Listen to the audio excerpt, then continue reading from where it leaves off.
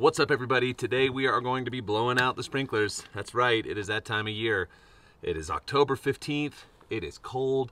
20 degrees last night. It has been below freezing up here for the last week, and I've been gone and out of town and happy to see that nothing is blown up.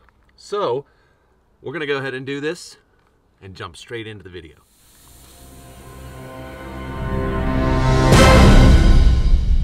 Okay, so first things, if you don't do this yourself, that's fine. If you hire a company, also fine. The whole process here is pretty simple. I'm just going here for my vacuum breaker.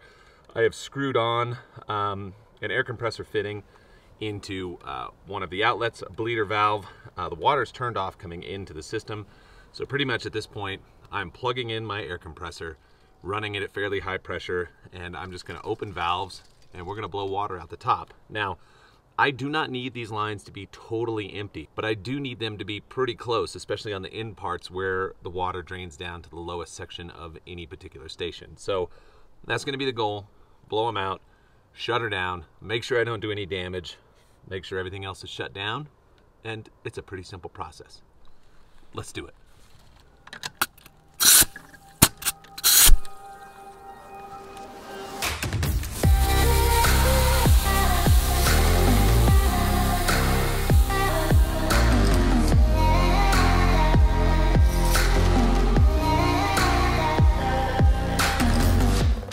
So the beauty of this, especially these days, if you've got a smart timer, you don't really need a partner to see what's happening everywhere out here.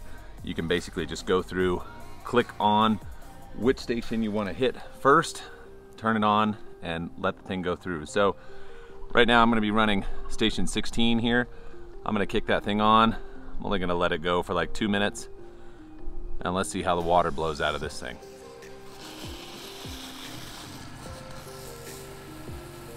Not bad. Ugh. It's a little cold. Just a touch.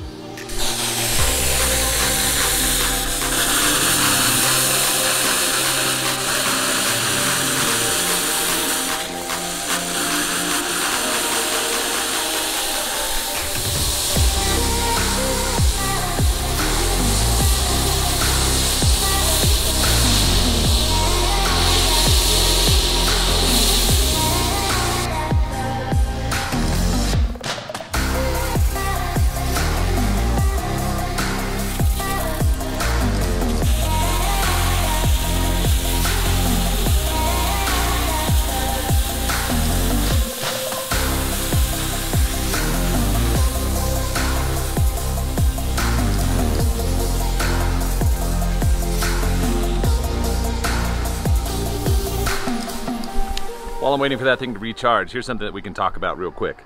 As you can see, the green is sort of starting to fade out because it's been so cold, and right now it's really not getting a ton of sunlight. The sun's moved into the southern sky, so this area is starting to stay frozen for a good majority of the day, which makes it highly susceptible to any traffic that's coming across, and I don't really want that. It's still gonna have to have a few good mows. I still have to put down fertilizer to finish out the season. So make sure you're subscribed. We'll talk about that and what's going to be going down on here, plus how many more times I might have to mow it. In a second, when we get up onto the upper lawn, I'm going to talk a little bit about what's going on up there, what's maybe a little bit different since the last time you saw it, and talk a little bit about the plan going into next year also. Okay?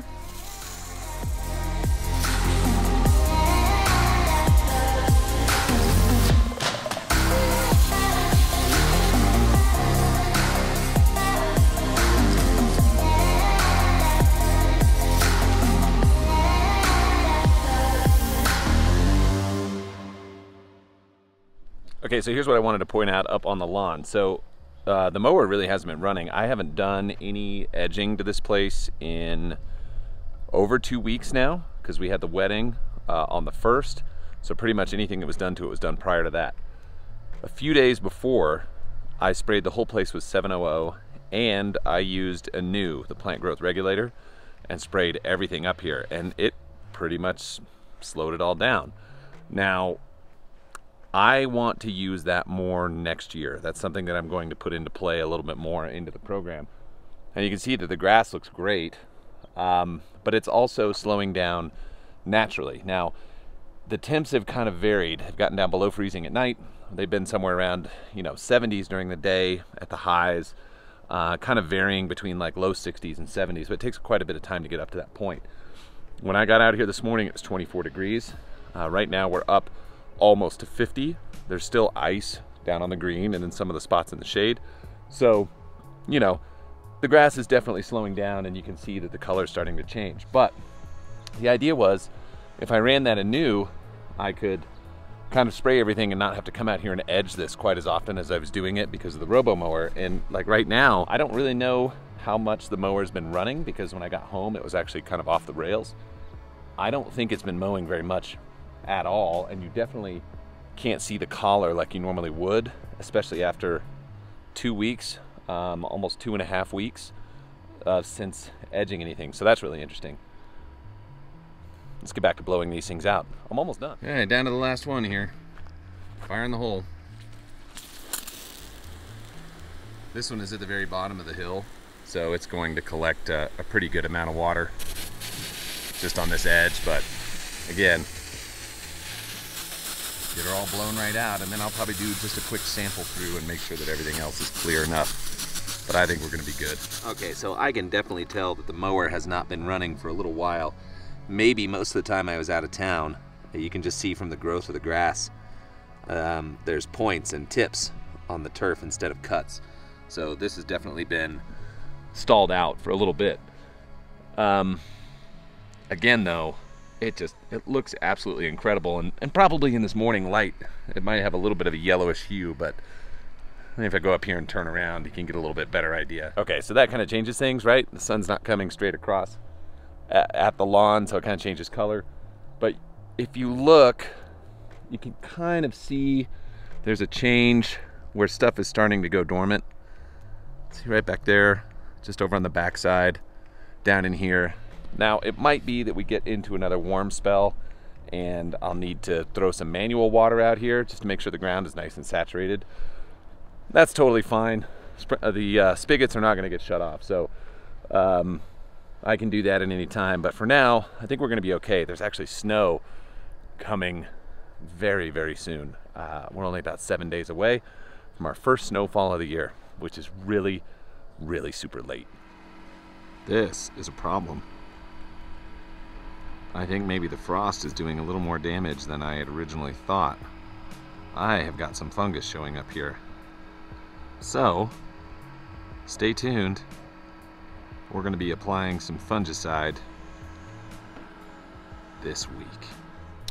That pretty much does it as far as blowing out the sprinklers goes. Fast process. Now, the big thing here is if you have a bigger air compressor, this will go way quicker. That small pancake compressor I have down there takes a little recharge time. It's fine. If you got nothing to do, it's really no big deal. But if you've got a much bigger air compressor that can maintain pressure for a lot longer, you can flip through this relatively quickly. So again, big important thing, what I was doing here is making sure that all the water was done out to the ends of the lines, nothing is going to be breaking, and just making sure my main lines are totally clear, because that would be my biggest concern. Most of these, I really wouldn't have a whole lot of trouble fixing anything that was near the ends of the lines if something does happen to freeze and break, but I just do want to make sure it's as clear as I can possibly get it. So that's really it. The only couple of things you need: A, air compressor; B, you just got to have that fitting that goes right into your vacuum breaker. Make sure your water's off. You open the little needle valve that's in there and you are off to the races, and you can be clear and hopefully not have any breaks in the upcoming spring. So for me, this is kind of what it's starting to look like around here, is I'm getting about 5 months. It's about 5 months of irrigation here, May 15th to October 15th. Now, I think for a lot of people, you could probably look at doing this from tax day to tax day, depending on where you live. And that April 15th, October 15th, kind of a good time to start looking at things. And really, I could dial in my fertility based around that as well. However, like this year and last year, we had snow on the ground coming up all the way almost into June, and that kind of slows things down. So I don't really need to water if I'm getting all that natural precipitation. So again, here's what I need you to do. Upcoming, here's what we're going to talk about. This year was really the first time with me having 4 times as much turf as I had in the past. We're going to take a look at water bills, what that actually looked like, how much more I actually use through the course of the season in comparison to what it used to be in the past. That's going to be something I think is really good to dial in. Then set some goals for the next year because I want to bring that number down. We still have to do some fertilizer up here, get ready for winter. So all of that's going to be coming up. It's fall, baby. Let's get ready for that blanket of white. I'll talk to you guys real soon. See ya.